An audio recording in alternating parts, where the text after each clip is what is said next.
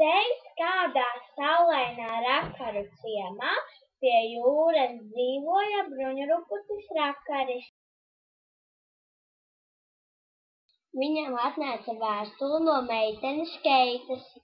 Keita uzaicināja Rakaru pie sevis uz tās piena cepumiem, lai parunātu par dzīvi.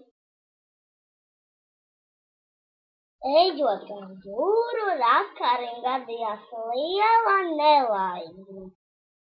Viņam uzbruka lielās jaunās bumbas, kuras lika mazajiem bruņurupucītim lektām pāri. Rakaris nobijās un paslēpās zem ligzdas, kur bija nokritusi pludmalē.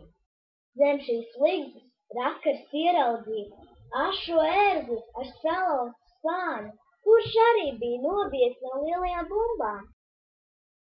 Tad abi bēdu brāļi izdomāja plānu, kā tikt garām lielajām bumbām. Viņi izrada slapenu zem bumbām.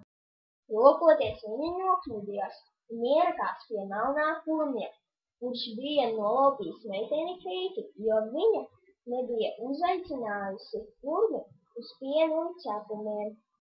Rakaris un ašais ērglis to redzot, izmainīja kurmi no alas ar cepumiem un izglāba Keitu. Pateicībā arī meitene Keita uzaicināja šo ērgli uz pienu un cepumiem, un viņi līdz vakaram pie jūras runāja par dzīvi. Bet kurmis nabadziņš joprojām mēģina tikt pāri lielajām bumbām.